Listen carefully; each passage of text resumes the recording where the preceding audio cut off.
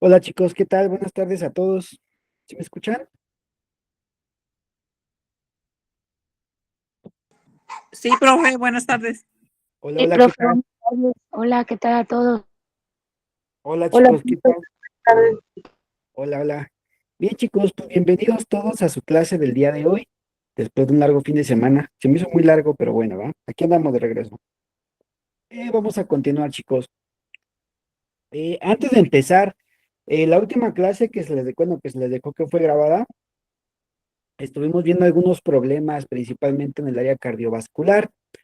El día de hoy nos vamos a centrar a ver los temas de soporte avanzado, soporte o procedimientos avanzados, entre los que vamos a estar desarrollando los temas de análisis, validación, incluso vamos a estar viendo cómo se interpreta un electrocardiograma de forma básica, ya que dentro de las cardiopatías avanzadas, pues decíamos que una intervención que se puede considerar avanzada y que nosotros podemos, pues si bien no realizar al 100, pero sí conocer algunos conceptos clave, pues es el chequeo e interpretación del electrocardiograma, ¿verdad? Hay variantes de electrocardiograma, tenemos el electrocardiograma ordinario, que es normalmente el sencillo, el que nada más tenemos un trazo. Tenemos también en comparación el electrocardiograma de 12 derivaciones. En este caso vamos a empezar y vamos a centrarnos por el electrocardiograma ordinario, por el electrocardiograma básico. Entonces, bien chicos, vamos a desarrollar hoy nuestra clase. Les dije que imprimieran una hojita, o bueno, los que están en casita y tienen posibilidad, les dije que imprimieran una hojita, ya que les va a servir y la vamos a estar ocupando ahorita durante la clase, más adelante. Entonces, espero la tengan a la mano.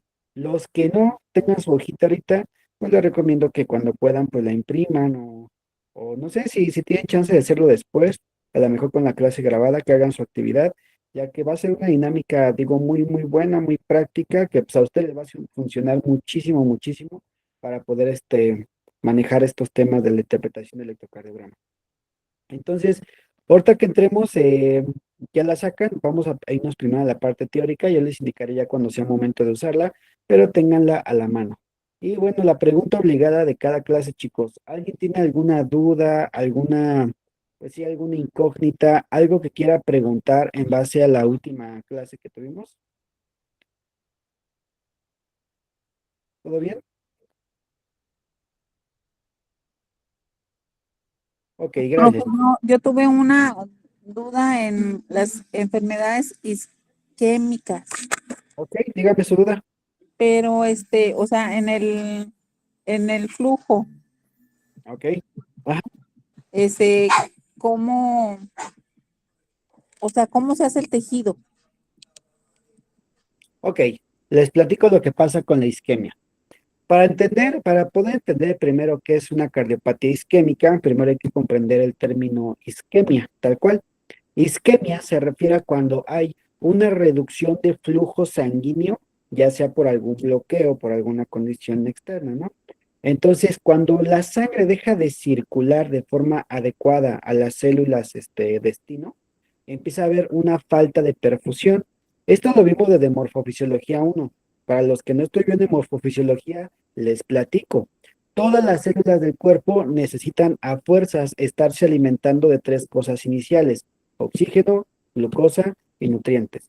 Todas las células del cuerpo necesitan esos tres elementos para mantenerse vivos, para mantenerse vivas, perdón. Entonces, estos nutrientes y el oxígeno se los da la sangre. La sangre que va circulando por nuestro cuerpo, después de haber pasado por circulación menor que se oxigena, se va a todo el cuerpo en la circulación mayor, y en esta circulación mayor es donde le empieza a dar estos nutrientes y el oxígeno a las células. Entonces llega la sangre con las células, le dice, ok, aquí está tu oxígeno, tu glucosa, tus nutrientes. La misma sangre se lleva el dióxido de carbono, que fue producto de desecho, y así la célula, tanto se le entrega sus nutrientes, tanto se le recogen sus desechos. Y la célula pues se mantiene viva, ¿no? Se mantiene viva y feliz, ¿no? Porque se le está perfundiendo. A ese concepto en el que se le entregan los nutrientes y el oxígeno y se saca el dióxido de carbono, se le conoce como perfusión. Para que los órganos tengan un trabajo adecuado y todas las células tienen que estar perfundidas de forma adecuada. O sea, tienen que tener adecuada perfusión. Sin embargo, cuando una isquemia se presenta, el flujo sanguíneo se ve reducido, o sea que no llega la sangre como debería a todos los tejidos, por lo tanto, no se perfunden las células como se debería. Entonces podemos empezar a caer en problemas de perfusión por culpa de una isquemia. ¿Qué va a ser una isquemia? Una reducción de flujo sanguíneo por un bloqueo. Ahora, ¿qué pasa con las células? Bueno, las células al no tener sus nutrientes necesarios empiezan a tener problemas vitales, algunas empiezan a tener fallos, empiezan a morir y además no es el único problema, sino que además de que no tienen su glucosa, su oxígeno, sus nutrientes necesarios, empiezan a acumular sus productos de desecho, que es lo que se conoce como el dióxido de carbono. Si esto no se llega a tratar, si esto sigue avanzando y no se tiene una solución y no se le da el tratamiento adecuado, puede llegar a una isquemia pues, que se va a transformar en problemas severos e incluso causando problemas de hipoperfusión y obviamente comprometiendo la vida del tejido. Eso es lo que pasa con los problemas isquémicos. Y si hablamos de una cardiopatía isquémica, quiere decir que una parte del corazón, está el corazoncito, una parte de las arterias coronarias, que son las que irrigan el corazón, está bloqueada. Por lo tanto, una parte del corazón ya no tiene el suministro adecuado de oxígeno, glucosa y nutrientes, entonces ya no hace la contracción adecuada. ¿Por qué? Porque las células musculares del corazón hacen un trabajo de contracción llamado potencial de acción, que es lo que hace que se contraiga. ¿Ok? Entonces, como las células no se están perfundiendo por la isquemia, las células y el tejido empieza a fallar. Entonces ya no se puede contraer igual. En vez de contraerse, está,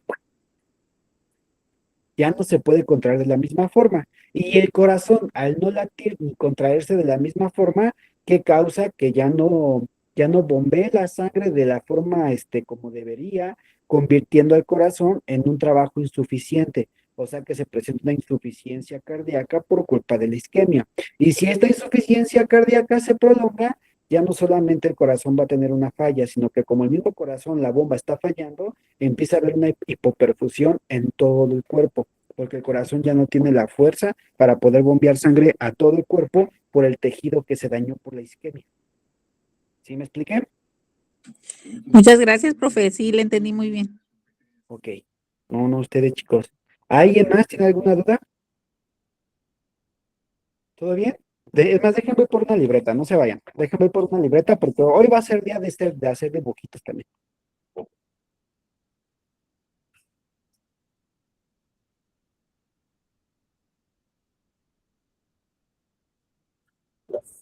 Aquí estoy, aquí estoy. No estoy por mi libreta. Es que como parezco niño de primaria, ando dejando todo por todos lados, ando buscando, ¿eh? Pero, ok, aquí estoy de vuelta. Entonces, para hacerlo un poquito más gráfico, lo voy a dibujar aquí en mi libreta. No sé si en algún momento ya lo haya dibujado antes. Como normalmente luego las clases pues ya las he dado antes, luego ya tengo mis dibujos hechos previamente, pero hoy no es el caso. Y nada más para terminar de decirles cómo esto, de presentarlo de una forma gráfica, pues aquí está el corazón, ¿no? Por ahí dijeran el chile morrón, el corazoncito. Parece una papa, pero ignoren mi dibujo, no soy bueno dibujando. Ahí está, ¿no? Está el corazón, y el corazón tiene sus propios vasos sanguíneos llamados arterias coronarias. Entonces, cuando una de estas llega a tener una isquemia, o sea, un bloqueo, supongamos que se bloqueó aquí, miren, ahí donde está el puntito negro, ahí se bloqueó mi arteria coronaria. Esta parte del tejido, esta parte del tejido que irrigaba esa arteria, pues empieza a comprometer, esa que está rodeada. Entonces, si no se corrige, esta parte del tejido va a empezar a morir. ¿Y qué va a pasar? Que si una parte del corazón ya tiene un daño y ya no está trabajando como debería, obviamente el corazón ya no va a bombear sangre como debería. Y eso va a terminar en un colapso de todo el cuerpo. Nada más retomando ese punto, ¿verdad? Y hablábamos en la clase pasada, de hecho, sobre temas cardíacos y sobre las arritmias letales. Que tuvieron la oportunidad de ver su clase, sabrán a qué. Que decíamos que muchas veces se piensa que tener una parada cardíaca es que el corazón se detenga súbitamente, cuando realmente no siempre es así, solamente en un 20% de los casos una parada cardíaca se refiere a que el corazón se detenga de forma súbita.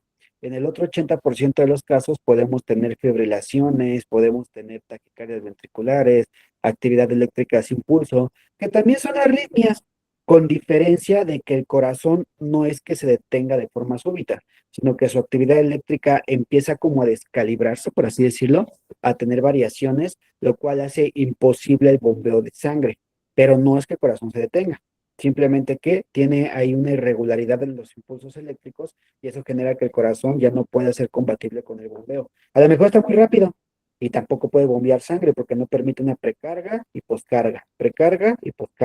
Así, no bombea sangre, pero el corazón sigue teniendo actividad. O puede que esté fibrilando como chihuahua nervioso, así, vibrando, ¿no? Tampoco está muerto del todo el corazón ni detenido del todo, pero su actividad ya no es compatible con el bombeo de sangre. O puede que tenga actividad eléctrica sin pulso. ¿Qué es actividad eléctrica sin pulso? Que el corazón está así, pluk, pluk, pluk, pluk. Y ustedes dirán, bueno, ¿y por qué si está trabajando el corazón está bombeando sangre? Ah, porque puede haber alguna condición, por ejemplo, como un coágulo, un tamponamiento, que haga lo que sea lo que genere que no esté bombeándose la sangre. Entonces, solamente en muy pequeños casos el corazón se detiene súbitamente, en un 20% de los casos, y es lo que vamos a ver hoy y cómo lo podemos descifrar y cómo lo podemos llevar incluso a una valoración más compleja en temas de electrocardiograma. Entonces, vamos a empezar con el tema de procedimientos avanzados. Dice que el soporte vital avanzado es un conjunto de técnicas y protocolos que se aplican a pacientes en situaciones de emergencia, como paradas cardiorrespiratorias, precisamente, y a diferencia del soporte vital básico, el soporte vital avanzado incluye el uso de equipos especializados, medicamentos, manejo avanzado de vía aérea, técnicas como desfibrilación y monitorización avanzada. Que si se acuerdan, hablando de intervenciones o de clasificación de intervenciones en enfermería, esto ya podríamos hablar que son intervenciones de alta complejidad. El soporte vital avanzado tiene como objetivo principal mantener las funciones vitales estables mientras se espera la atención médica especializada. Además, dice, pretende proporcionar una respiración y también trabajo hemodinámico estable antes, durante el traslado al hospital o en caso de estar en el hospital durante su tratamiento definitivo y de la misma forma diagnosticar las causas que han desencadenado la emergencia. ¿Cuáles son como tal los objetivos de dar un soporte vital avanzado? Número uno, y el más importante, restaurar y mantener las funciones vitales. Y si se acuerdan los que estuvieron conmigo desde morfofisiología, que digo los que estuvieron porque recuerdo que eran muy poquitos, hubo muchos compañeros que se integraron después, pero bueno, los que estuvieron conmigo en morfofisiología se acordarán que les mencioné mucho cuáles eran las dos funciones vitales del organismo. ¿Se acuerdan? ¿Alguien que se acuerde vagamente? Por ejemplo, Armando estuvo conmigo desde morfo. ¿Quién más? Rosy, no me acuerdo si estuviste conmigo desde morfo. Creo que sí. Xiomara estuvo conmigo. Pau, tú también estuviste conmigo desde morfo. Bien, ¿alguien que se acuerde cuáles eran las dos funciones vitales del organismo? ¿No?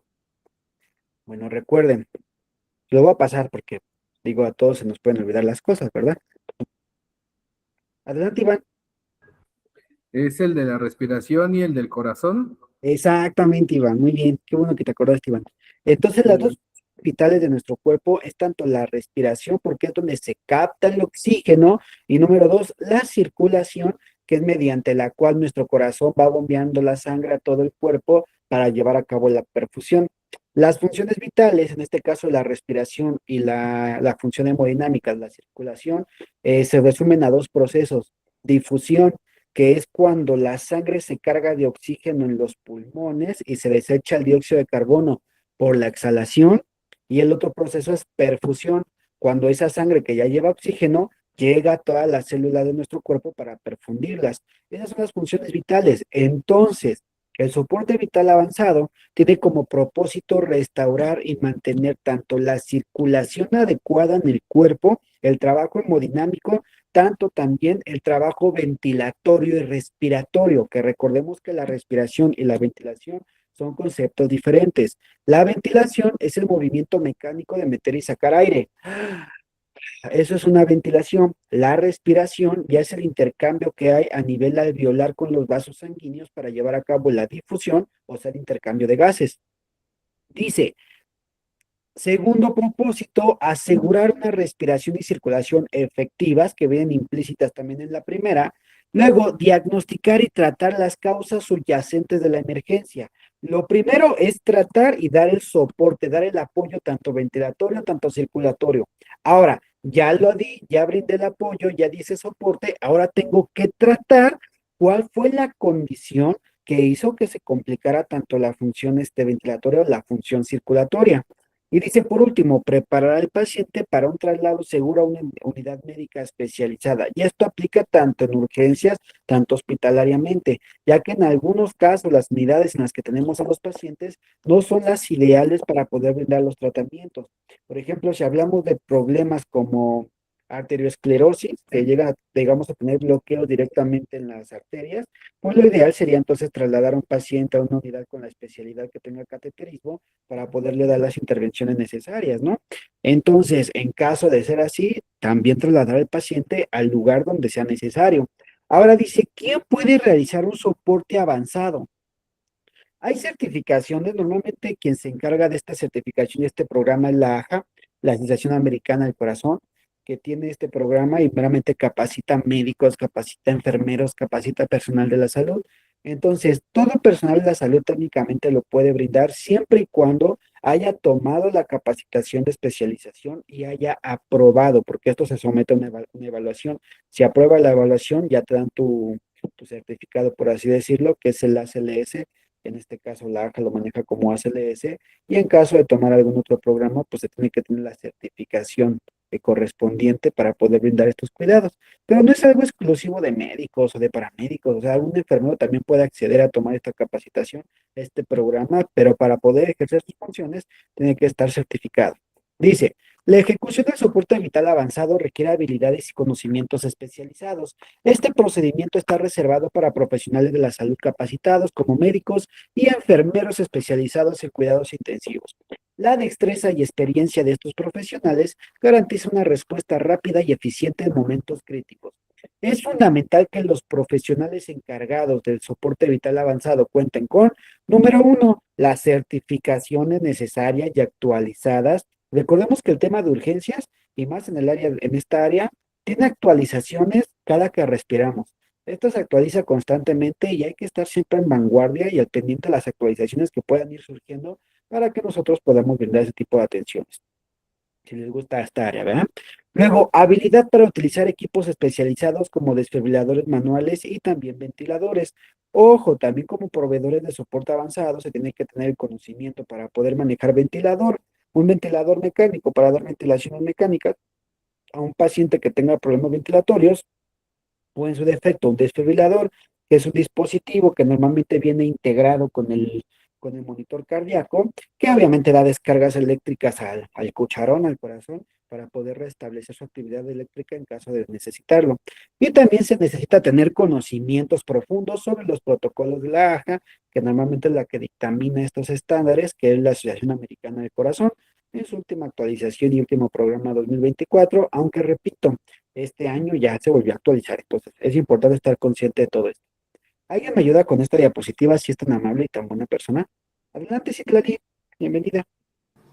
Buenas tardes, profe. Hola. El soporte vital avanzado se implementa en situaciones médicas críticas donde las maniobras de reanimación básica no son suficientes. Esto puede incluir paros cardíacos complejos, traumatismos graves, intoxicaciones severas, entre otros. La toma de decisiones rápida y precisa es esencial. El soporte vital avanzado se despliega cuando se requiere una intervención más avanzada para preservar la vida del paciente. El soporte vital avanzado se implementa en emergencias médicas donde las maniobras básicas no son suficientes, tales como paradas cardíacas complejas, traumatismos severos, intoxicaciones graves, arritmias que comprometen la vida. Muchas gracias, Citlali. ¿Han escuchado el término soporte vital básico? O incluso han tomado el curso de soporte vital básico? ¿Sí? Ok, la mayoría. Bueno, el BLS o soporte vital básico es un protocolo el cual se activa cuando llegamos a tener alguna condición que pueda atentar contra la vida que se puede resolver mediante un soporte vital básico. Por ejemplo, haciendo maniobras de desobstrucción en la vía aérea o por el contrario, haciendo maniobras de reanimación cardiopulmonar o haciendo descargas con un desfibrilador externo automático. A eso se limitan las maniobras básicas, que de hecho les mencionaba el algoritmo la clase pasada. Bueno, cuando no es suficiente estas intervenciones básicas para poder restaurar o reanimar al paciente, es cuando necesitamos tener soporte vital avanzado, que es un tema un poquito más complejo, que reside y tiene unas técnicas y otros puntos más avanzados. Dice que las características de soporte vital avanzado es que tiene que ser personal médico o enfermero meramente especializado y capacitado. Te incluye en algunos casos la administración de fármacos, manejo de vía aérea de forma avanzada e incluso desfibrilación manual. Y también, de ser posible, de algunos procesos como la monitorización, ventiladores o desfibriladores manuales. Estos ya los vimos, ya se los expliqué en la clase pasada y ya decíamos que lo primero en el soporte vital básico pues, es verificar los pulsos, en caso de ser necesario empezar maniobras de RCP, 30 compresiones, 2 ventilaciones y en caso de tener un DEA, un desfibrilador externo automático, usarlo lo antes posible. Luego vimos esta que era el soporte avanzado, que después tenemos que valorar bajo a un monitor qué tipo de arritmia teníamos, si teníamos una fibrilación ventricular o taquicardia ventricular, decíamos que podíamos desfibrilar, dar descargas eléctricas. En caso de tener actividad eléctrica sin pulso o asistolia, ya no se puede meramente desfibrilar, se tiene que continuar con las maniobras y si acaso se considerará el uso farmacológico. Y dice que si logras sacar a tu paciente de la parada cardiorrespiratoria, lo siguiente sería tratar cuál es la condición que lo llevó a ese problema. Y nos mencionaba también un abordaje del ABCDE o XABCDE. Y aquí lo viene, miren, lo voy a hacer un poquito más grande para que lo vuelvan a ver. ¿Y a qué se refiere esto y por qué lo tengo que mencionar? Por las siguientes diapositivas. Dice, una vez que logras sacar a tu paciente, tienes que hacer tu abordaje del XABCDE o ABCDE para poder trabajar y mantener las funciones vitales con soporte. Tienes que mantener una saturación de 94 para arriba para garantizar que hay una buena perfusión. Tienes que, de ser posible, procurar también una capnografía o niveles de CO2 normales, un electrocardiograma de 12 derivaciones, o en este caso por lo menos un ordinario y tienes que tratar las causas precipitantes. Hay algo que se llaman las HCTs mortales, que vamos a ver más adelante, que también se deben de tratar, y también tenemos que hacer un manejo de control de temperatura. Ahora, empecemos por parte. ¿Qué es lo primero que tenemos que abordar? El XABCDE. El XABCDE es un protocolo muy usado en urgencias y también en tema de cuidados críticos. Es un protocolo que te dice cuáles son las prioridades de tratamiento a un paciente que está crítico. Y va de la siguiente forma. Dice que el A se refiere a abrir la vía aérea. Y dependiendo del paciente, hay diferentes técnicas que puedes usar para manejar una vía aérea, desde métodos manuales, mecánicos, supraglóticos o incluso transtraquiales. Voy a poner un ejemplo. Cuando un paciente le abre la vía aérea solamente inclinando la cabeza, que por ahí dicen se llama maniobra frente mentón, que nada más hace esto, abre la vía aérea meramente por anatomía, y esa es una maniobra manual que no implica mayor problema. Está esa otra que se conoce como tracción mandibular. En caso de que tengas un paciente un poquito más complicado, hospitalariamente, puedes ocupar cánulas, que son dispositivos que se colocan en la boca para mantener la vía aérea permeable. Si no tienes tampoco de esas, ocupas uno más avanzado, hay unos supraglóticos que son unos tubos que se meten en la parte de la vía aérea y llegan hasta la glotis, como el Ligel. Y esos pues te mantienen también la vía aérea asegurada. Y ya en casos muy, muy complejos, pues se llegan a hacer los invasivos, que es cuando llegamos a cortar la membrana cricotiroidea o entre los anillos traqueales. Luego dice B, tenemos que estar ventilando al paciente y controlando su respiración. Si hay una buena ventilación, con buena cantidad de oxígeno, va a haber una buena respiración. Ventilación con buen oxígeno, buena respiración. Entonces, vamos a intentar mantener a nuestro paciente con ventilaciones adecuadas y también asegurando una cantidad de concentración de oxígeno necesaria. En este caso, llegamos a aplicar la oxigenoterapia. Por lo tanto, vamos a ver qué diablos es la oxigenoterapia. Luego, de ser posible, en la circulación, detectar cualquier posible estado de choque, detectar cualquier posible colapso que tengamos en la parte en el trabajo cardiovascular que nos pudiese llevar a un colapso, a un estado de shock. Ahí dice que circulación con control de la hemorragia. Realmente ya no se ocupa eso. El control de la hemorragia es algo que se hace de forma primaria. Y bueno, en el área de urgencias, a nivel hospitalario, no se enfoca tanto ni lo menciona tanto, porque en el nivel hospitalario pues, va a ser muy común que ya tengamos la. Entonces, en el área hospitalaria se refiere más a un posible validación y verificación de que tenga un estado de choque. Luego dice déficit neurológico, tal cual es valorar el estado neurológico del paciente, como lo habíamos comentado antes, se puede ocupar la escala Coma-Glasgow, que creo que ya se las platiqué, ¿no? La escala Coma-Glasgow, o no la hemos visto. Sí, ¿no? Ya la vimos. Que les digo que tengo un trauma con esa escala, porque hay un video de un paramédico que se la preguntan por 1,000 pesos y no se la sabe. Y si a mí me hubieran preguntado, sería 1,000 pesos más rico. Y luego tenemos por último la parte de exposición, que es exposición, o sea, control con la exploración de tu paciente.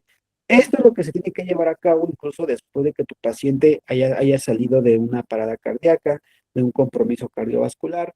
Y meramente esto está en este orden porque son el tratamiento de las intervenciones o el soporte a las causas de muerte. Lo primero que puede causar que tu paciente tenga un colapso es una vía aérea bloqueada, por eso es lo primero que se trabaja. Luego lo siguiente son malas ventilaciones, por eso es lo segundo que se trabaja. Lo siguiente es un estado de choque, por eso es lo siguiente que se trabaja. Lo siguiente es un estado negativo neurológico, por eso es lo siguiente que se trabaja.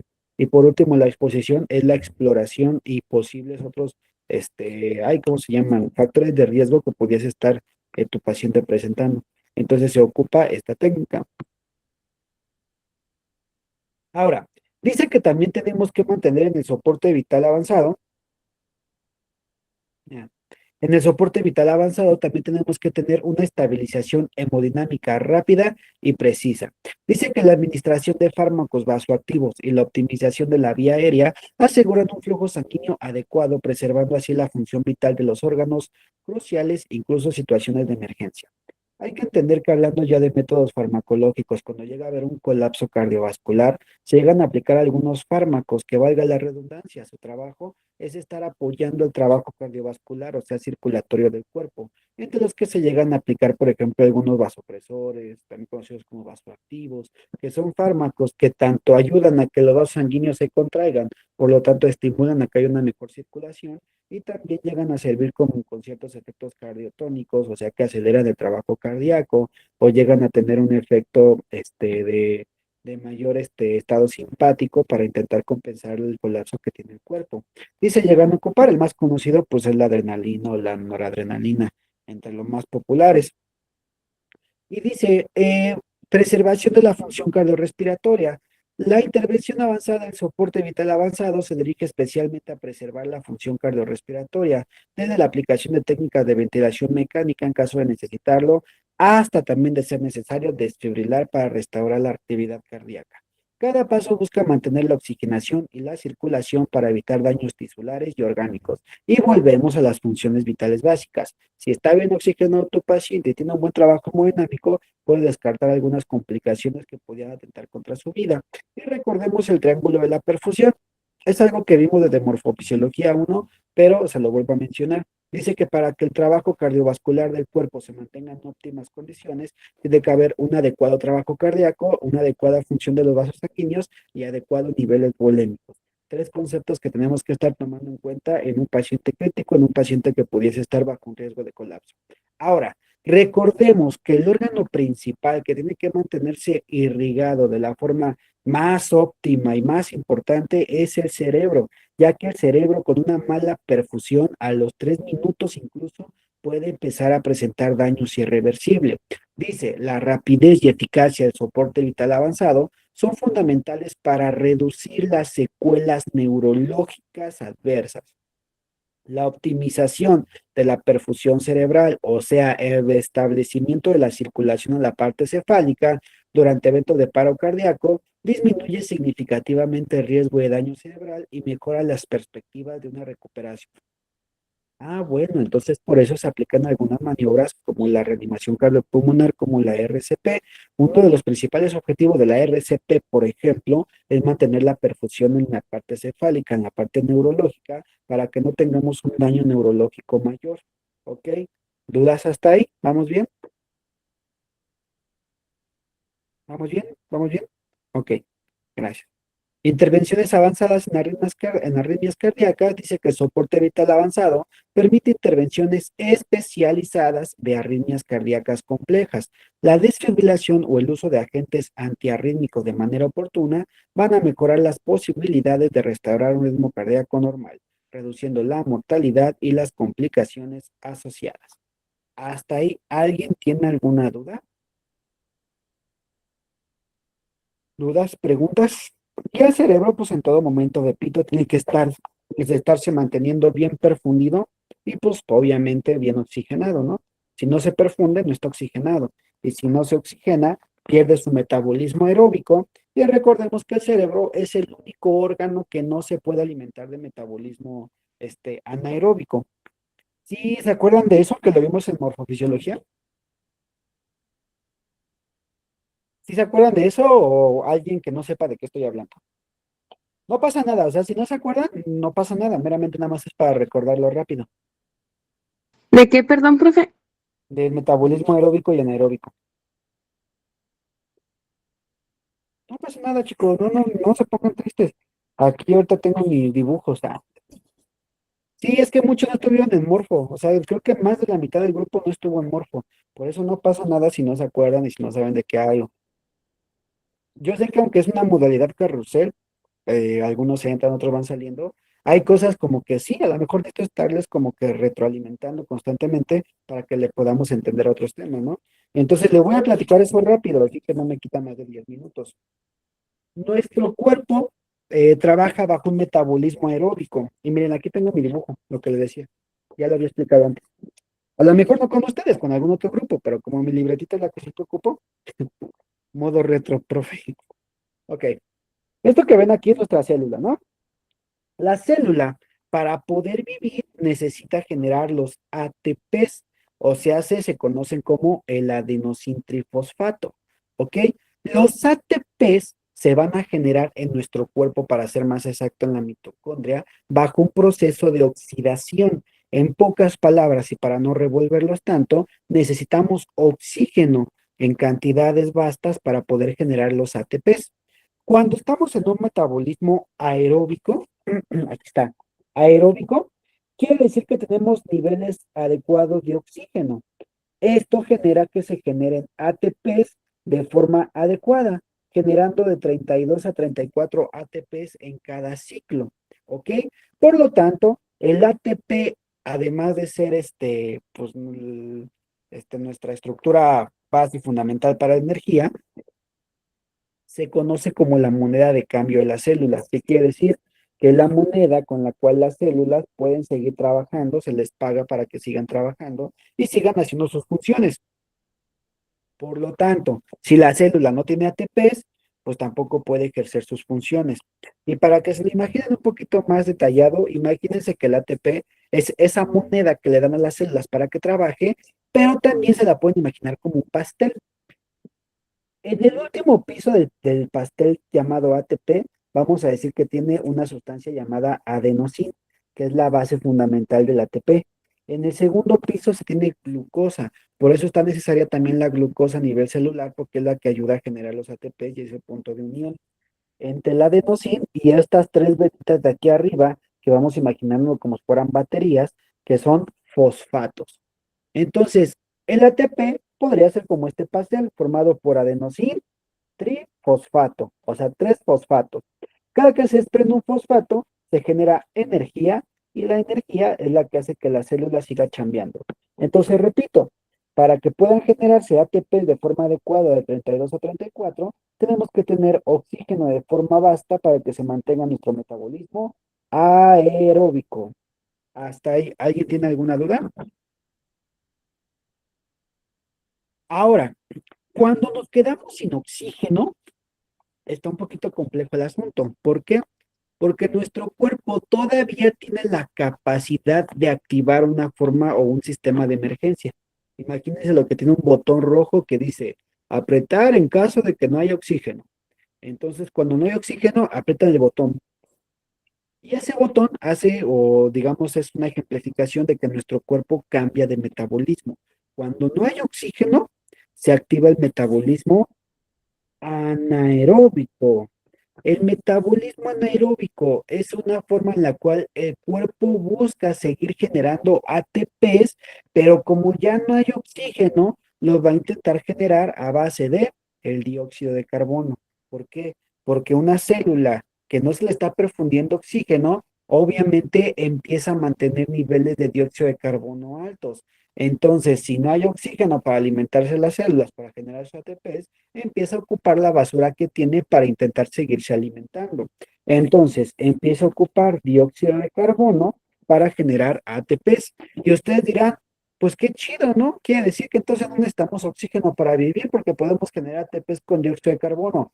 Espérame tantito, ahí no está el asunto. El asunto es que solamente se pueden generar de 4 a 6 ATPs y aparte de que son poquitos en comparación con el otro metabolismo, son ATPs ácidos. ¿Por qué? Porque están hechos a base de dióxido de carbono. Y si se prolonga la generación de ATPs ácidos, nuestro cuerpo cae en algo que se llama acidosis metabólica.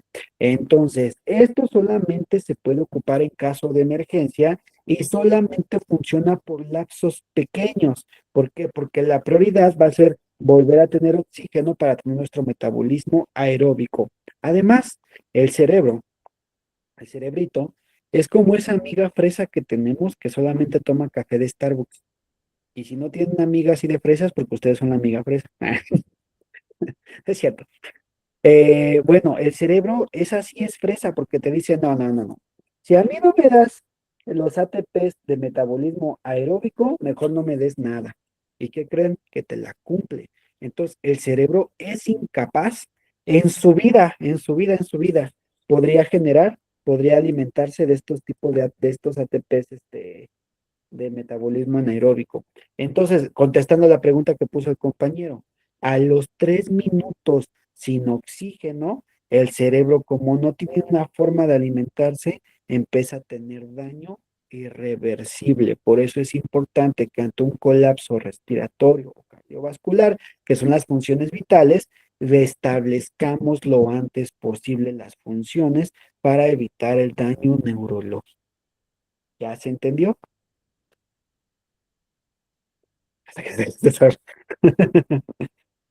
Entonces, por eso es importante estar manteniendo en todo momento tanto la oxigenación, tanto la perfusión.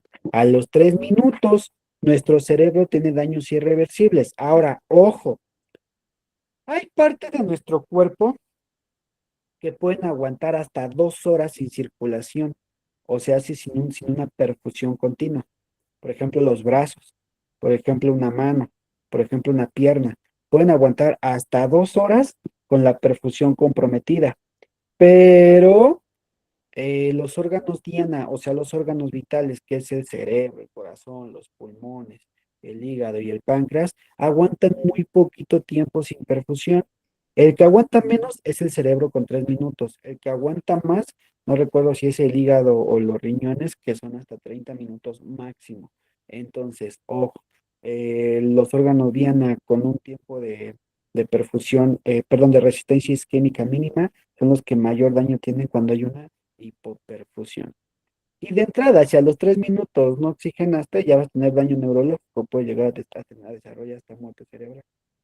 Por eso es que la RCP no se puede aplicar en un paciente que lleva más de 10, 15 minutos en parada cardíaca.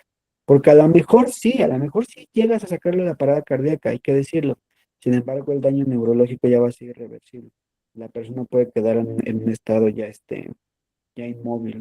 Lo vas a sacar sí lo vas a reanimar, puede que su sistema cardiovascular vuelva a funcionar, pero el daño neurológico ya va a ser irreversible, entonces vas a volver dependiente completamente al paciente. Éticamente, algunos profesionales de la salud, y sí lo voy a decir, digo, es un tema polémico, pero lo voy a decir porque no me gusta callarme estos temas. Algunos profesionales lo ven por la parte ética y dicen, ¿sabes qué? Yo ya prefiero no reanimarlo porque ya no le voy a dar una calidad de vida, ¿no? Y muchas veces ya dejan como que por la paz del paciente. En algunos otros casos sí ha pasado que reaniman al paciente y sí lo mantienen vivo, pero ya no es una adulto medio, no es una persona funcional por el daño neurológico que llegó a tener. Entonces ya es cuestión de moral, ya es un tema de bioética de cada quien, pero es lo que pasa. ¿Dudas hasta ahí? ¿Dudas, preguntas? Ahora sí, les doy un minuto para que preparen su hojita que les dije que imprimieran. Les doy un minuto para que tomen ahí unos colores, algunos lápices, una pluma que tengan a la mano y nos vamos ya a la interpretación básica del electrocardiograma. Preparen sus cosas, preparen sus cosas. Ahora, hay que entender, en lo que preparan sus cosas les voy platicando. Primero hay que entender qué es un electrocardiograma. Y es que un electrocardiograma, pues nos ha dicho que es una interpretación gráfica del corazón, de la actividad eléctrica del corazón, pero hay que entender por qué y de dónde viene. Y va a funcionar más o menos así. Resulta y resalta que en algún momento en la antigüedad, no recuerdo, si les fallo en el año, no recuerdo en qué año, pero desarrollaron un dispositivo que tenía una funcionalidad y una característica. Este dispositivo tenía una flechita en medio que se mantenía en un punto neutro, así, y cada que había una corriente positiva, la flechita tendía a subir, cada que había una corriente negativa tendía a bajar, y así se mantenía. Subía y bajaba. Polarizaba, polarizaba. Ok, subía, bajaba, según la corriente que tuviera. Bueno, pues en algún momento alguien dijo, oigan, el corazón tiene actividad eléctrica. ¿Por qué no monitoreamos la actividad eléctrica con este dispositivo que encontramos? Y así vamos viendo cómo es la actividad que va registrando el corazón en el dispositivo. Entonces empezaron a poner papel corriendo atrás, así, papel, era una tira de papel gigante que iba corriendo, y pusieron y amarraron a la flechita un lápiz, ¿no? Por así decirlo, o una tinta. Entonces, este iba avanzando y este iba así, Entonces empezó a marcar los trazos. Y se dieron cuenta que el corazón manifestaba una actividad eléctrica según su trabajo. Y es que como todos sabemos y como en algún momento lo vimos en morfofisiología, y para los que no les platico, el corazón funciona con actividad eléctrica que se genera en el nódulo sinauricular. El nódulo sinauricular es nuestro marcapaso natural del corazón. Te voy a dibujar otra vez aquí mi corazón. Voy a dibujar los puntos de acción. Ahora,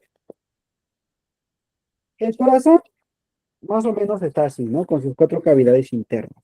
Del lado derecho, en la parte superior, por aquí, atrásito, tenemos algo que se llama nódulo sinauricular. ¿Y por qué es importante el nódulo sinauricular?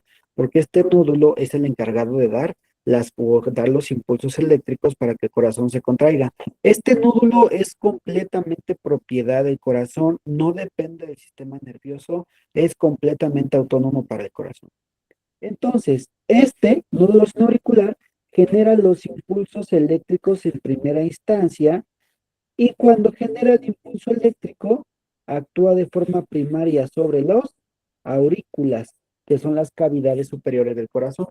¿Qué quiere decir? Que cuando este genera un impulso, las primeras en captar ese impulso eléctrico son las aurículas. Y si el corazón está así, cuando las aurículas reciben ese impulso eléctrico, como todo buen músculo, se contrae. Por lo tanto, la sangre que tiene en sus cavidades la manda a las cavidades inferiores. Entonces se contrae y la sangre que tenía ya la bombeó hacia abajo. Pero ahí no se queda el asunto. Exactamente en el punto medio del corazón tenemos algo que se llama nódulo auroventricular. ¿Cómo que auroventricular? Sí, porque está entre las aurículas y los ventrículos. El nódulo auroventricular. Y está aquí en medio, miren. Es exactamente este puntito que está aquí. Este nódulo se encarga de recibir la corriente eléctrica que venía del nódulo sinauricular y lo va a redireccionar, pero no lo va a redireccionar como en la parte de arriba, en la parte de los ventrículos se tiene un sistema eléctrico que se le conoce como haz de His. El haz de His es un sistema de conducción que hace que la actividad eléctrica, a ver si se alcanza a ver ahí, baje entre los ventrículos y una vez que llega al ápex, o sea, la punta del corazón, la actividad eléctrica se abre hacia los lados, tanto hacia la derecha, tanto hacia la izquierda. Esta actividad eléctrica que baja primero por la parte media y se abre, este circuito se conoce como haz de His y ahora va a causar la contracción de los ventrículos. ¿Cómo se contraen esos ventrículos? Ah, bueno, porque aquí adentro tienen unas fibras, también conocidas fibras de Purkinje, se escribe Purkinje. Y estas fibras que están aquí generan que se contraigan los ventrículos. Entonces, vamos a ver cómo se vería. Se genera el impulso eléctrico en el nódulo sinauricular, que sería por aquí, y los primeros en contraerse son las aurículas. La actividad eléctrica viaja, contrae las aurículas. Y la sangre que tenían las aurículas ya la pasó a los ventrículos. Cuando se empieza a relajar, el nódulo auroventricular redirecciona la actividad eléctrica hacia la parte baja y cuando este ya se está terminando de relajar, ahora se contrae la parte baja de los ventrículos. Y otra vez se relaja. Y otra vez. Bombean aurículas, bombean ventrículos. Bombean aurículas, bombean ventrículos. Gluc, gluc, gluc, gluc, gluc, gluc. Y eso es lo que hace que trabaje el corazón. Esta actividad eléctrica, para no hacerla tan cansada, se va a registrar en este esquema, viéndolo de aquí para acá. De aquí para acá. Y vamos a ver cómo se manifiesta. Esta primera ondita que ustedes ven aquí se llama P. Esta ondita que ven aquí, esta pequeñita. Esta onda se llama P. Váyanle poniendo si quieren nombre en sus hojitas. Y la P se encarga de registrar la generación del impulso eléctrico que se dio en el nódulo sinauricular. O sea, nos está diciendo que si hay un estímulo eléctrico que está saliendo de aquí y que pudiese estar contrayendo las aurículas. ¿Dudas hasta ahí? ¿Vamos bien? ¿Vamos bien? Ahora, después de eso, es que no sé cómo, cómo acomodarme para verme yo también. Después de eso, tenemos un segmento de 3 picos, 2 hacia abajo y uno hacia arriba, siendo el que está hacia arriba el más pronunciado. Este segmento se llama QRS. QRS. Y es una manifestación de la conducción eléctrica que viaja desde el nódulo auroventricular por toda la parte de los ventrículos, o sea, en el haz de His. Y es más agresiva porque es el mayor punto de conducción y contracción que hay. Entonces, baja la onda, sube de forma brusca, la R, el pico R es el principal que marca la contracción de los ventrículos y vuelve a bajar en picada y regresa a su línea normal. O sea que el segmento QRS marca la contracción que se generó en la parte de los ventrículos cuando la electricidad viajó del nódulo sinauricular a la parte de el haz de His. Y por último, este que ven aquí, esta ondita que ven aquí, que normalmente es la menos popular, es el segmento T, o perdón, la onda T. Y la onda T meramente nada más es como una ondita que nos avisa que el corazón se está preparando para la próxima contracción. Esos son los puntos claves y básicos que tienen que comprender dentro de su trazo electrocardiográfico. P, la generación del impulso eléctrico que se genera en el nódulo sinauricular, también conocido como nódulo sinoatrial, o también conocido como nódulo sinusal. Luego QRS, que es la representación de la contracción que se da en la parte de los ventrículos, cuando la electricidad viaja del nódulo ventricular a la parte baja del corazón, o sea, el haz de His. Y por último, T, que el corazón ya terminó su trabajo de contracción y se prepara para la siguiente contracción. Hasta ahí, ¿alguien tiene alguna duda? Ok, ya que comprendimos entonces esos puntos clave, vámonos ahora sí cómo podemos hacer una interpretación básica, pero muy buena sobre un electrocardiograma. Dice que un electrocardiograma es una prueba que registra la actividad eléctrica del corazón. Con él será posible determinar las causas de los síntomas que pueda tener o controlar la salud general de tu corazón. No es muy difícil leer un electrocardiograma, sin embargo, debes pedirle a un médico profesional que se encargue de leerlo adecuadamente y te brinde un diagnóstico. Aquí hay que entender algo. Si ustedes como enfermeros llegan a interpretar un electrocardiograma, ustedes van a poder hallar irregularidades, hacer hallazgos. O sea, van a poder decir, ok, aquí algo está mal. Sin embargo, los que se van a encargar de hacer el diagnóstico clínico, recordemos que van a ser los médicos. Pero en enfermería, pues obviamente podemos hacer hallazgos dentro de la interpretación del electrocardiograma, porque hay cosas que son muy básicas. Ahora, para poder empezar, vamos a empezar por saber los valores. ¿Alguien me puede ayudar con esa diapositiva, si es tan amable? Adelante, Iván. Gracias, profe. Buenas tardes a todos. Buenas tardes, Iván. Este, 1. Comprende las cuadrículas de un papel donde se imprime el electrocardiograma. El voltaje, las señales eléctricas del corazón, se mide a lo largo del eje vertical, mientras que el tiempo se mide a lo largo del eje horizontal, en cuadrados. Hay cuadrados grandes que se dividen en unos más pequeños. Los cuadrados pequeños miden 1 milímetro de ancho y representan 0,04 segundos, mientras que los grandes miden 5 milímetros de ancho y representan 0,2 segundos. 10 milímetros en altura es equivalente a ¿qué es mini? No, milivoltaje, ¿no? Milivolt. Milivoltio. Milivoltio en voltaje. La interpretación de estos valores te ayudará a determinar si los latidos del corazón son irregulares, demasiado rápidos o muy lentos. Muchas gracias, Iván. Ahora Ya hay sí. que empezar a comprender de primera instancia los valores. Si imprimieron su hojita que les mandé, y si no imprimieron la hojita, pues por lo menos lo pueden hacer con la imagen, aunque no van a poder marcar nada, ¿verdad? Van a ver que si hacen zoom, van a ver unos cuadritos chiquititos. Cada cuadrito que ustedes ven ahí en el eje horizontal va a valer 0,04 segundos, ¿ok? Y los cuadritos hacia arriba van a ser valor meramente de voltaje. En voltaje, vamos a esperarnos tantito, eso ahorita no es tan relevante, pero pues es importante saber su valor. Pero lo que más nos importa es saber que un cuadrititito chiquito, y si pueden, marquen ahí un cuadrito, vale 0,04 segundos. No vayan a ponerle 0,4 porque de ahí estamos mal. Entonces vale 0,04 segundos. Este de aquí, miren. Esto, 0,04 segundos. 0,04 segundos.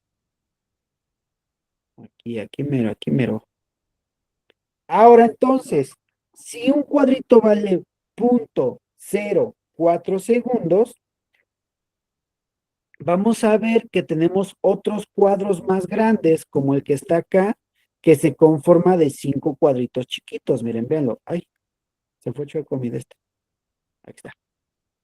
Vamos a tener cuadros, vean este cuadro que está aquí encerrado, que está más grande, que se conforma de 5 cuadritos horizontales. ¿Ya lo vieron? Y dice que ese vale 0,2 segundos. Y tiene toda la razón del mundo, porque si multiplicamos 0,04 por 5, nos va a dar un resultado de 0,2. Entonces, ese cuadro que es más grande, que tiene 5 cuadrititos chiquitos, es lo equivalente a 0,2 segundos. ¿Hasta ahí vamos bien? Así, si tienen su hojita, váyanlo marcando. Marquen un cuadro de 5 y de forma horizontal, 5 cuadrititos es igual a 0,2 segundos. Y por último, si juntamos 5 cuadros de esos grandotes, que técnicamente sería de aquí a acá, miren, suponiendo que este cuadro estuviera completo, sería más o menos de aquí. 1, 2, 3, casi sería de lado a lado, ¿no? Ahí no alcanza, pero ustedes sí pueden ahí marcar sus 5 cuadros de los grandotes. 5 cuadros grandes de forma horizontal es ¿Le igual a... alcanza, profe, si son 5? ¿Mande? Sí, son 5. ¿Sí? No, pero es que en mi diapositiva no se alcanza a ver, está muy chiquito. Es que yo sí la veo completa, profe, la ¿Sí? suya. Sí. A ver, 1, 2, 3, 4. Ah, sí, cierto. Es que a ustedes aparece diferente. Bueno, a ver, Y vamos a le hacer. sobran 2 cuadritos chiquitos. Ajá, sí, miren, si lo contamos de aquí, que sobran dos, 1, 2, 3, 4, hasta acá, que se cumplirán los 5 cuadros, justamente aquí. Si llegamos de ahí a ahí, ¿qué creen? Que ya tengo un segundo. Entonces, 5 cuadros de los Profe, grandecitos, perdón que lo interrumpa. Es de izquierda a derecha y le sobran los 2 cuadritos. 1, 2, 3, 4, 5. Ah, sí, bueno, es que aquí lo puse al revés, pero si lo hacemos acá, sería lo mismo, mira. Si lo agarro de aquí y llego hasta acá, sería lo mismo, nada más era la equivalencia de 2 cuadritos. Pero bueno, haciéndolo de este lado, de aquí a acá. Esos 5 cuadros es lo equivalente a un segundo de forma horizontal. Gracias, Mari, que es tú que te diste cuenta. De aquí a acá, 5 cuadros grandes, y si quieren ustedes hagan los hojita ahí, que 5 cuadros grandes de forma horizontal es lo mismo a un segundo. ¿Ya vieron? Que es tal cual la línea que les marqué verde. Si contáramos desde aquí más o menos que aquí empezara mi primer cuadrito, sería 2, 3, 4, 5. De aquí hasta acá son 5 cuadros grandes, perdón, y sería un segundo. ¿Dudas hasta ahí? Ok, excelente. Y ya empezamos a comprender valores. En temas de altura podríamos hablar de milivoltios. Sin embargo, eso no es tan relevante ahorita, sinceramente. Lo que sí vamos a tomar en cuenta cuando chequemos las alturas de las ondas, por ejemplo, esta onda que llega hasta aquí más o menos, la onda R, vean, esta es como esta altura, es que sean constantes las alturas entre cada onda. Pero esto lo vamos a ver más adelante. ¿Hasta ahí alguien tiene alguna duda? ¿Alguna pregunta? ¿Vamos bien? Ok. Ahora, siguiente. Busquemos y ubiquemos el complejo QRS. Dice, busca el complejo QRS y márcalo en el papel. La onda Q es la caída descendente o negativa que aparece justo antes del gran pico. La onda R es la que le sigue a la Q, o sea, la onda grandota, la altota, el más grande. Y por último, la S es el piquito que vuelve a bajar. Marca estos tres en tu papel, o sea que ahí en su trazo, pónganle nombre a sus onditas, que es exactamente lo que hicimos acá, miren. Lo que hicimos acá, que fue ponerle su nombre a cada uno, fue lo mismo, QRS. Tenemos que ubicar las ondas QRS. Ahora, ¿qué tenemos? Desde aquí ya empieza lo bueno. Dice, vamos a observar los picos que hay en nuestro segmentito, en nuestra hojita. Todos los picos R. ¿Qué tenemos que ver y qué tenemos que tomar en cuenta? Que la actividad eléctrica sea constante. ¿Cómo me doy cuenta si la actividad eléctrica es constante? Porque si el impulso eléctrico está siendo constante, todos los picos R van a tener la misma altura. Chéquenlo entonces. El primer paso que van a desarrollar es verificar si todos los picos R tienen la misma altura. Chéquenlo, verifíquenlo en su hojita y cuando lo hayan hecho me dicen. ¿Sí? ¿Todos tienen la misma altura? Ok. Si todos tienen la misma altura en su hojita, quiere decir entonces que la actividad eléctrica o al menos los impulsos eléctricos están siendo regulares. No hay una variación eléctrica, que el corazón tenga un impulso más, con más electricidad o más fuerte en un momento y en otro. No existe eso. Quiere decir que todos están al par. La constante es la misma en electricidad. La fuerza es la misma. Dice, observa los picos que aparecen en el papel, observa toda la línea impresa para ver si hay algún latido irregular. En el de ustedes pues al parecer no hubo irregularidades. Este patrón, o sea, hace que cuando el que ustedes tienen en su hojita, se conoce como ritmo sinusal y quiere decir que el corazón no tiene irregularidad o está saludable. No obstante, el electrocardiograma de muchas personas puede ser ligeramente significativo, puede tener algunas variaciones ligeras y también puede ser que no represente ningún riesgo. Pero como primera instancia es verificar si los picos R tienen la misma altura, o sea, la misma intensidad. Y ustedes ya checaron y ya me dijeron, no, profe, todos están igual, todos están bien. Ah, ok, entonces tenemos hasta ahorita un ritmo sinusal. Estas diapositivas están ligadas a su actividad, bueno, a esa hojita que les mandé. Ahora, siguiente, evalúe las ondas P. Las ondas P, también hace rato se las dije cuáles eran, era esa curvita que se presenta antes del segmento QRS. Dice, estos son los picos más pequeños que aparecen justo antes del pico grande. Deben tener aproximadamente la misma duración y dirección a lo largo de todo el electrocardiograma. Si no las encuentras, revisa si hay un pequeño movimiento como una especie de agitación, líneas con formas de dientes aserrados o una línea recta. La onda P puede aparecer simplemente como una elevación o protuberancia pequeña en el gráfico. Estas ondas son pronunciadas o altas perdón, no son tan altas ni pronunciadas como el complejo QRS. Y lo va a hacer son. ¿Y qué es lo siguiente que tenemos que ver?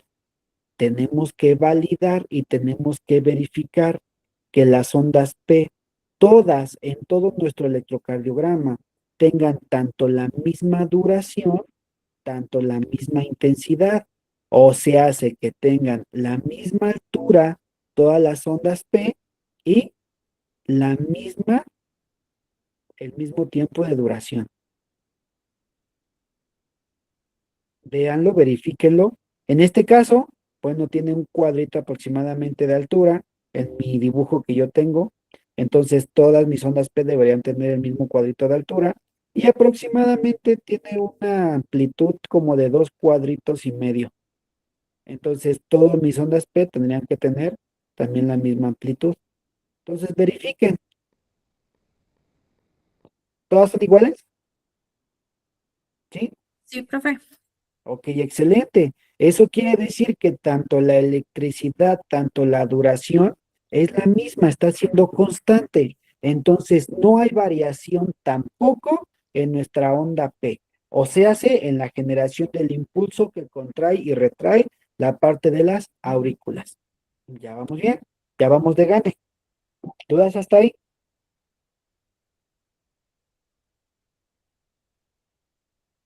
Excelente. Ahora, vámonos a interpretar. Vamos a medir el tiempo que hay entre los latidos. Localiza el principio de la onda P y el complejo QRS. Técnicamente sería desde donde empieza la onda P hasta donde está el piquito Q. Dice, este se conoce como intervalo PR. La duración normal se encuentra entre los .12 y .20 segundos, los cuales abarcan de 3 a 5 cuadros pequeños horizontales. Esta cantidad de tiempo debe ser muy constante a lo largo de toda la franja. Si ves una gran variación en el tiempo o cuadros entre latidos, podría significar que el latido cardíaco es irregular. Esto es solo algo preocupante si el médico lo llega a indicar. A ver, entonces vamos a ponerle aquí zoom, a ver si lo alcanzan a ver. Y dice que vamos a contar entonces cuántos cuadritos tengo desde donde comienza mi segmento P o mi pico P, que está aquí marcado, miren que sería como por aquí. ¿Ya vieron? Hasta donde está mi piquito Q, o sea, que marca el inicio de la R. Hasta aquí. Dice que ese tiempo tiene que ser aproximadamente entre .12 y .20 segundos. O se hace 3 cuadritos chiquitititos o 5 cuadritos chiquitititos. En este caso son 5, sería .20 y sigue estando dentro del margen, sigue estando dentro de lo estimado. Entonces, ustedes en su hoja chequen, cuenten cuántos cuadritos hay desde donde comienza el segmento P hasta donde está el pico Q y vean cuántos cuadritos tienen.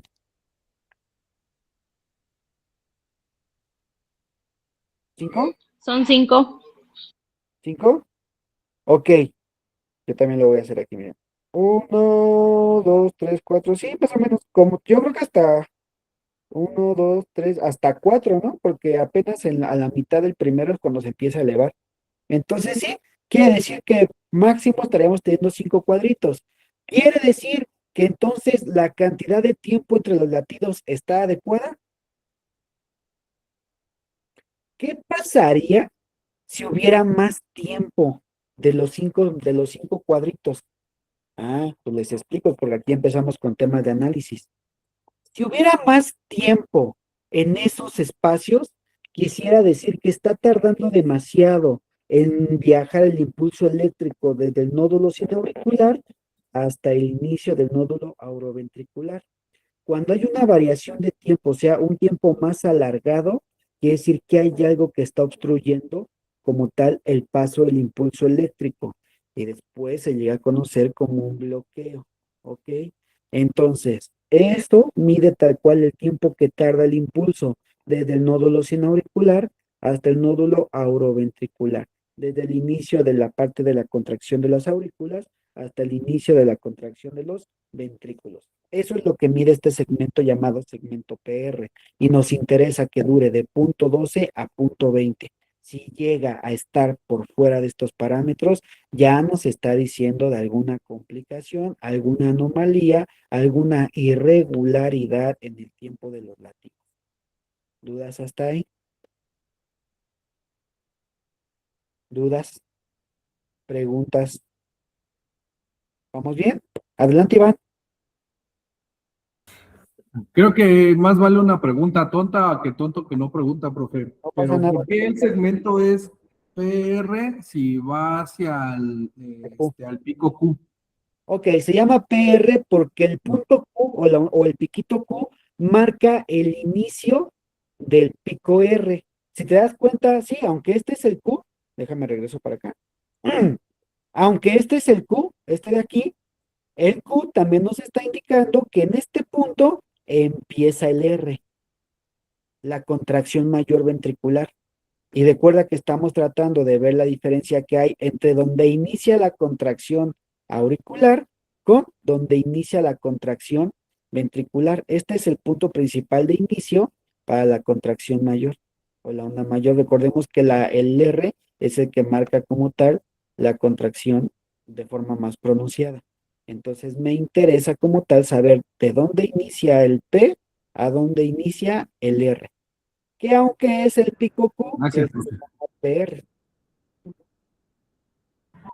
sea, sí, porque tenía esa duda, porque dije, ay, ¿por qué dice PR y no PQ? ¿Sí? Pero Porque ya va le entendí. el inicio del pico. Gracias, profe. De nada, de nada.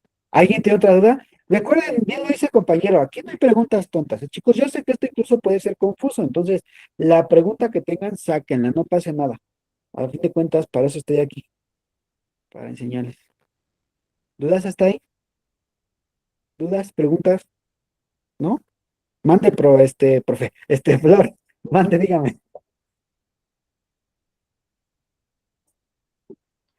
Profe, buenas tardes. Buenas tardes. Donde están los cuadritos pequeños, también hay más cuadritos adentro, ¿verdad? De ahí se puede contar lo que acaba usted de explicar. Ajá, miren, esto voy a hacerle zoom, a ver si contesto sí, a ver, a lo que Gracias. le entendí. Me está preguntando que de estos cuadritos pequeños que están aquí. Exacto. Ok, Sí. recuerda que cada cuadrito de esos vale .04.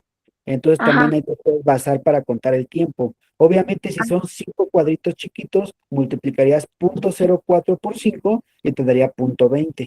Y si son 3, Ok.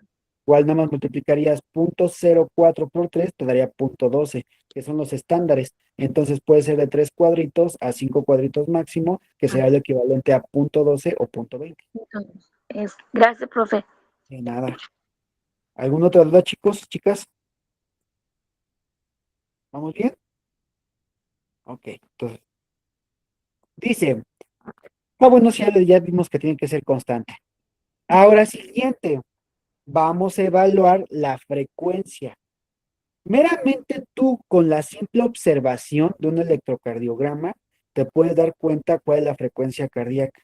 Nada más observándolo, ¿ok? Sin andar con la pura observación, te puedes dar cuenta de la frecuencia cardíaca que tiene un electrocardiograma. Y vamos a verlo. Dice, para poder sacar un ritmo cardíaco, lo primero que tenemos que saber es si tenemos un ritmo rítmico o arrítmico. O sea, si la cantidad de tiempo entre cada latido es la misma o si hay una variación. Y para saberlo, dice que lo único que tenemos que hacer es ver cuánta distancia, cuántos cuadritos hay entre cada pico R. Y una vez que vemos cuánto espacio, cuántos cuadritos hay, tenemos que compararlo con los demás. Entonces, chequen si entre todos los espacios que hay de R, de cada pico R a otro pico R, tienen la misma cantidad de cuadritos. En este caso, por ejemplo, en mi ejemplo, en el que yo tengo, son 3 cuadros grandotes, que sería lo equivalente a 5 cuadros chiquitos, y suponiendo que en todos mis picos R tuviéramos el mismo espacio, entonces estaríamos hablando de que es rítmico. Verifiquen el suyo, chequen si es rítmico, si hay la misma cantidad de cuadros entre cada uno de los picos.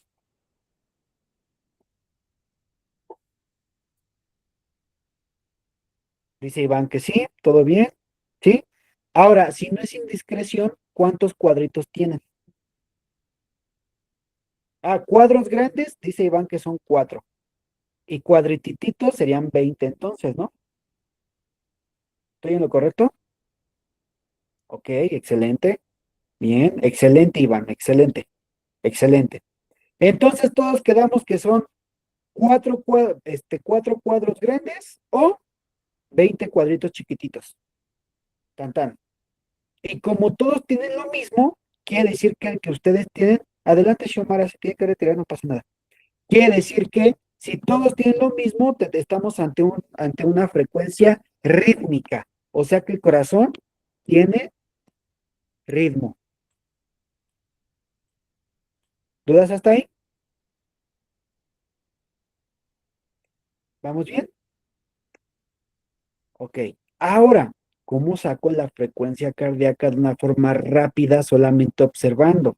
Dice, si tienes una frecuencia rítmica, como es su caso de ustedes y como es mi caso, puedes calcular la frecuencia cardíaca empleando la fórmula que está abajo. Cuenta el número de cuadros presentes entre las ondas R. Ojo, el número de cuadros grandes. Ustedes hace rato me dijeron 20 cuadros chiquitos y 4 cuadros grandes. Vamos a tener en cuenta los cuadros grandes. ¿Y qué vas a hacer? El número y la constante 300 la vas a dividir entre el número de cuadros grandes que te haya salido. Por ejemplo, en mi ejemplo que yo tengo, a mí me salieron 3 cuadros grandes, que es lo equivalente a 15 chiquitos. Entonces, ¿qué hago? Divido 300, que es una constante. Si me preguntan, ¿de dónde sacó el 300? Es la constante de la fórmula. Agarro mi constante 300, la divido entre los 3 cuadros grandes y me va a dar una frecuencia cardíaca de 100 pulsos por minuto o 100 latidos por minuto. Ustedes en su caso que tuvieron 4 cuadros grandotes, ¿cuánto les saldría? Exacto. Justamente, Iván. Y aquí lo dice. Les digo que su hojita está ligada a mi diapositiva. Si hay 4 cuadros grandes entre los picos, significa que la frecuencia cardíaca es de 75 pulsos por minuto. ¿Por qué? Porque dividimos el 300 entre los 4 cuadros grandotes que le salió y da 75. Esta fórmula es importante decirlo, solamente aplica cuando tenemos una frecuencia, bueno, latidos regulares, o sea que hay la misma cantidad de cuadritos entre cada pico. ¿Dudas hasta ahí?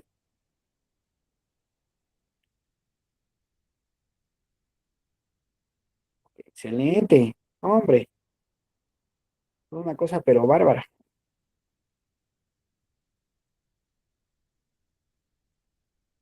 Ahora, bueno, está chido, profe. Ya sé cómo sacarla cuando es cuando es rítmico, cuando es regular. Pero ¿cómo voy a saber sacar una frecuencia cardíaca cuando tengamos diferente cantidad de cuadros entre cada pico R? Ah, no se preocupen, no os preocupéis. Tenemos una forma de hacerlo. Es muy fácil, muy, muy fácil. ¿Cuántos cuadros grandes eran un segundo?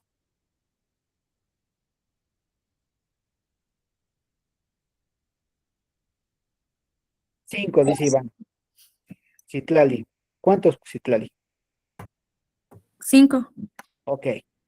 Ahora, si un segundo son 5 cuadros grandes, voy a necesitar sacar 6 cuadros grandes. No, perdón, 6 segundos.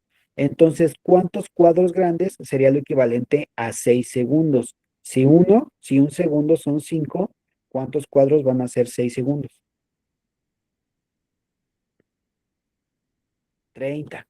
¿Y de eso de qué me sirve? Ah, bueno, voy a contar cuántos picos R hay en 6 segundos, o sea, en 30 cuadros grandes.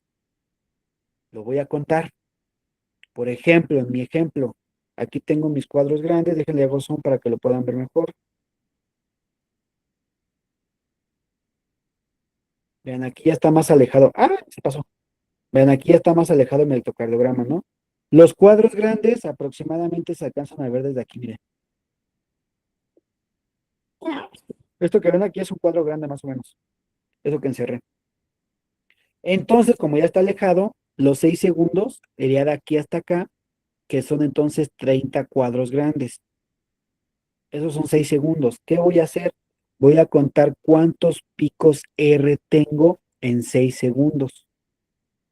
Y en mi caso, por ejemplo, cuento 1, 2, 3, 4, 5, 6 y 7. En 6 segundos, o sea, en 30 cuadros grandes, tuve 7 picos R. Y lo único que voy a hacer es multiplicarlo por 10. O sea, hace que tengo 70 latidos por minuto por cada 60 segundos. Y mi frecuencia cardíaca entonces sería 70 por minuto, porque 60 segundos es igual a un minuto. ¿Sí me expliqué? Esta normalmente luego es la que más confunde. ¿Alguien tiene alguna duda? ¿No hay dudas? Ay, excelente. Es bien fácil. Para mí creo que es hasta más fácil esta porque nada más es bueno.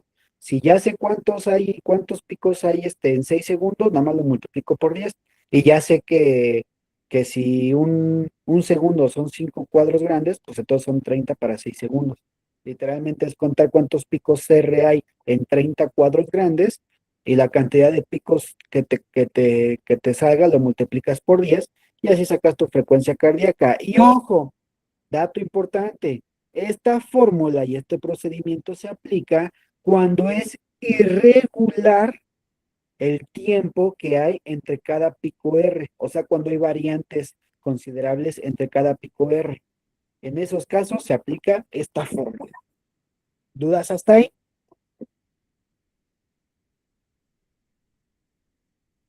¿Dudas? ¿Estamos bien? Excelente. Dice, consulta a tu médico en caso de cualquier irregularidad, o sea, tu médico esté presente, tu médico responsable.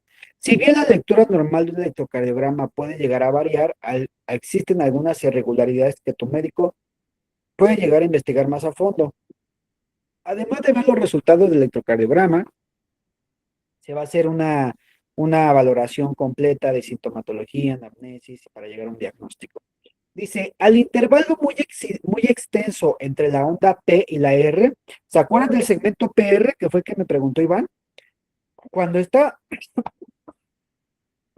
ay, perdón, dice, cuando está muy alargado, cuando ese segmento está más fuera de sus parámetros, o sea que sobrepasa los .20 o los 5 cuadritos, ya se conoce como un bloqueo de primer grado. ¿Por qué? Porque está tardando la electricidad o el impulso eléctrico mucho en viajar desde la parte superior a la parte inferior del corazón. Tenemos un bloqueo de primer grado cuando sobrepasa el .20.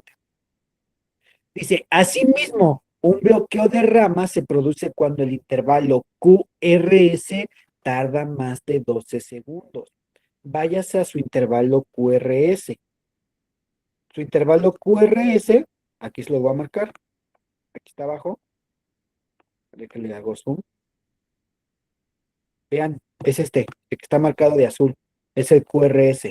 Desde donde empieza Q hasta donde termina S, es el segmento QRS o el intervalo QRS. Cuando llega a tardar más de 3 cuadritos, quiere decir que hay un bloqueo en alguna ramificación de las TGIS. ¿Por qué? Ponga mis juguetitos. Porque quiere decir que está tardando demasiado la electricidad en viajar ahora desde aquí hacia la parte de las TGIS. O sea, hace que si tarda más tiempo en registrarse la actividad aquí hasta donde termina, es porque está tardándose. O sea, hace que hay un bloqueo ya sea en la ramificación derecha o en la ramificación izquierda. Y eso lo valoramos directamente mediante el complejo QRS. Sus tiempos, sus parámetros es de .8, perdón, de .08 a .12. O sea, hace de 2 cuadritos a 3 cuadritos. Si tardan más de 3 cuadritos, ya hay un bloqueo ventricular. ¿Dudas hasta ahí? Como dato curioso, yo tengo eso. En mi último electrocardiograma que me hicieron, yo salí con un pequeño bloqueo.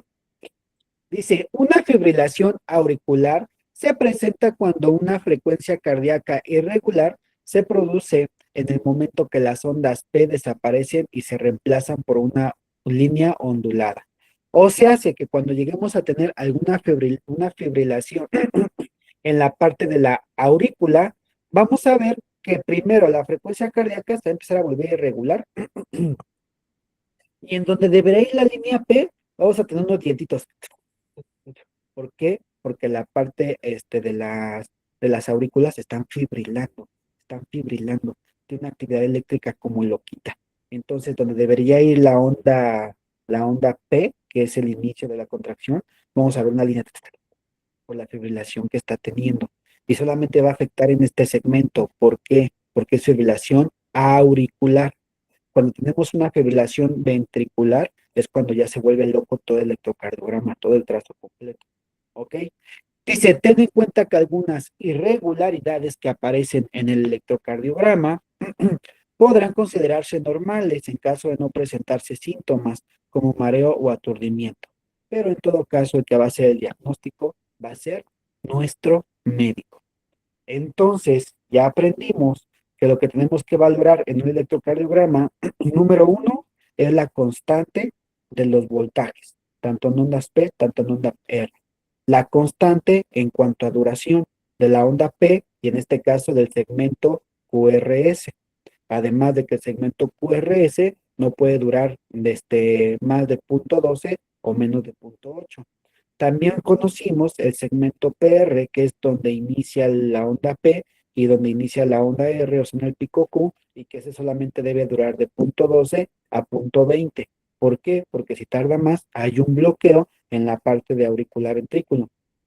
Y ya también aprendimos a definir si un latido es regular entre R y R, que tienen la misma cantidad de cuadritos, y también a sacar una frecuencia cardíaca de forma directa, solamente observando con la fórmula del 300 dividido entre los cuadros grandes o de los 6 segundos.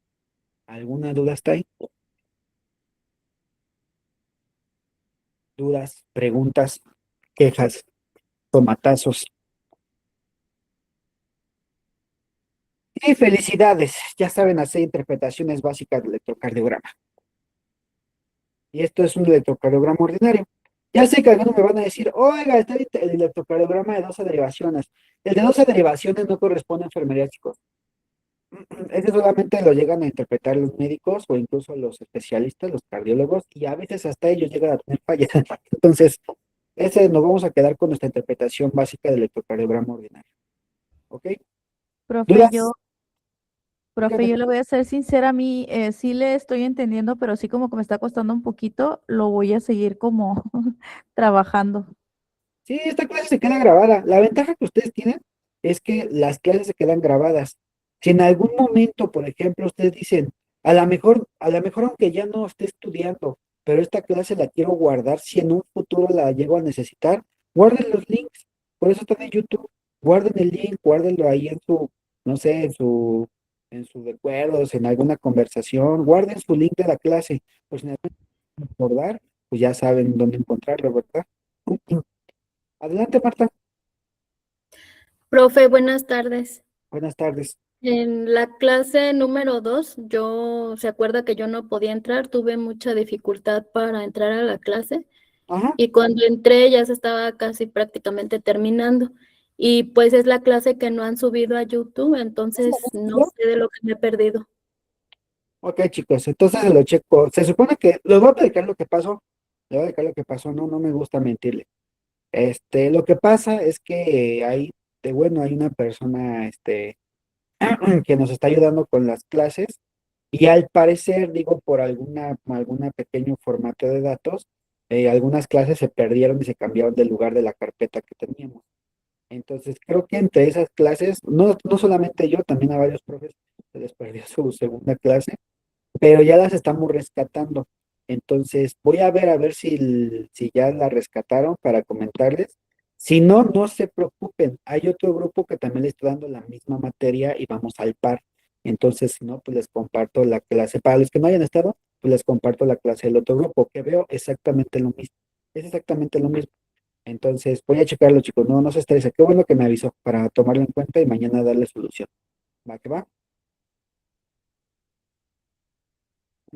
¿Alguna otra duda, chicos? Bien, chicos. Pues espero les haya gustado esta dinámica, espero les haya gustado, les haya hecho una clase interesante. Al menos a mí me gusta mucho esta clase y espero que la disfruten y que les haya funcionado. Entonces, vamos a llegar hasta aquí por hoy, chicos. Nos seguimos la siguiente clase, seguimos con temas de oxigenoterapia, que es igual es un tema muy bueno, muy parecido a esto, pero ahora vámonos con la parte ventilatoria. Ya sabemos cómo interpretar, ahora lo siguiente es saber cómo manejar dispositivos de oxigenoterapia y calcular fracción inspirada de oxígeno, volumen tidal, etcétera. Entonces, bien, chicos, vamos a dejar pausa hasta aquí. Vamos a continuar el día de mañana. Nos vemos mañana a la misma hora por el mismo lugar. Que tengan una excelente tarde todos, todas. Nos está viendo mañana y una linda noche. Gracias, profe, buenas noches. Gracias, gracias, gracias. Bien. Buenas noches a todos. Buenas noches, Rosy. Descansen. Gracias. Gracias a todos por sus mensajitos. A ver, los voy leyendo. Gracias, muy buena clase, profe. Descanse. Gracias, Iván. Buenas noches a Gracias, todos. Iván. Igualmente, descansa. Gracias, Flor. Gracias, Itlali. Gracias, Alejandra. Y gracias, Cari. Muchas gracias a todos. Gracias, María, también. María de la Luz. Gracias, todavía no descanso, pero todavía me falta otra clase más, pero se me hace muy tranquila esta clase, entonces creo que va a pasar rápido. Se me va a hacer muy ameno. Bien, bien, chicos, nos vemos mañana. Voy a terminar la llamada. Sí,